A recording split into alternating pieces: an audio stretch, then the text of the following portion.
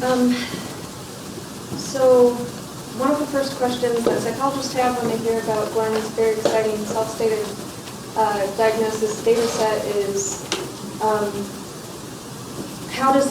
who are these people, basically? How does this data differ from the Facebook sample people who aren't talking about their diagnosis online? We're curious mainly because self-stating your diagnosis is, from a psychological point of view, very unusual.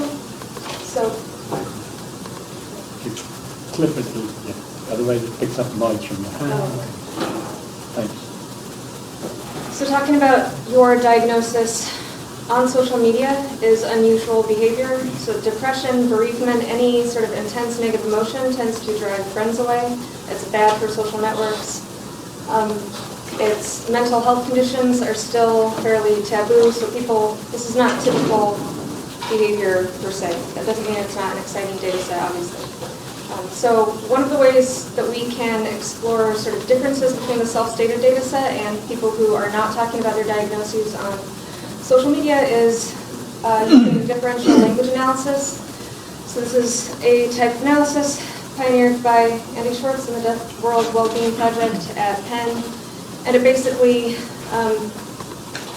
these word clouds basically illustrate the words that are most distinctive of each group or that help us separate these people into each of these groups. So keep in mind that these are not clouds representing anything about anxiety or depression per se. It's just telling us what differs or distinguishes these two groups of people, the people who self-stated their diagnosis and the people who did not self-state their diagnosis. So larger words are more highly correlated with group membership, and darker words are more common. So large gray word is not used very frequently, but it's a strong indicator when you see it that somebody belongs to that group. So I haven't labeled these groups. So first of all, this collapses across anxiety and depression because you see very similar patterns for both of these. And second of all, I haven't labeled these because it's fairly obvious which is the Facebook sample and which is the self-stated Twitter sample. The Facebook sample has the large FB towards the bottom, and the Twitter sample has various references to Twitter, so RT, tweet, Twitter, and so on. So like I said before, it's not typical to self-state your diagnosis or to even openly talk about negative emotions with your broader social networks. So in a sense, people who are doing this are breaking social rules or violating social expectations, and that's behavior that's characteristic of people who are low in conscientiousness. So conscientiousness is a personality trait that's basically defined by following rules. So dutifulness, doing what you're expected to do, doing what you should do, getting places on time, preparing for things. And you see that in the Facebook sample. Conscientiousness is easier to see when you're looking at positive correlates of conscientiousness. There aren't a lot of clear indicators of unconscientiousness. So you see most of this action in the left-hand word bubble, where these people are talking more about using more words that suggest that they're sort of a good community member, a good family member, so they're talking about family. They're talking about sort of religious words like God and blessed, and they're also using words related to preparation, so getting ready, up early, and so on. And the people on the right are using, and these are all sort of correlates of conscientiousness that we've seen in past research, mainly done by Andy and Lyle Unger.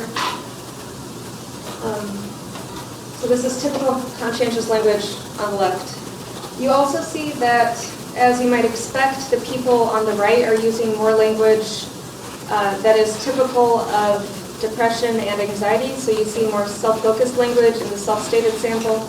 You also see more language related to reassurance seeking, which is common among people who are depressed and also anxious people to some degree.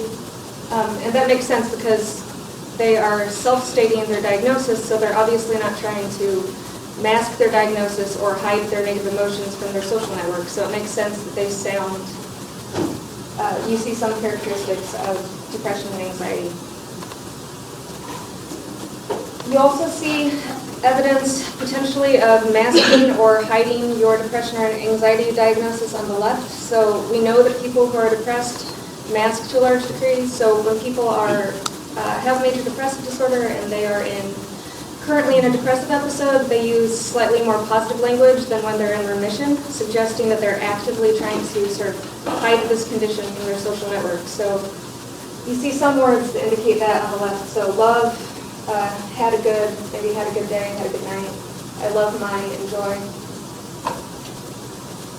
And you can also use these words to some degree, get a hint of what these two groups' prognosis might be. So the people in the Facebook group are using more words related to social connections and communication. So they're using a lot of words related to birthdays, communication, good night, good morning. And social support tends to be good for social support, and sort of active coping or approach motivation tends to be better for mental health prognosis than sort of avoidant coping, avoidant words, and cutting social ties or social withdrawal. Any questions?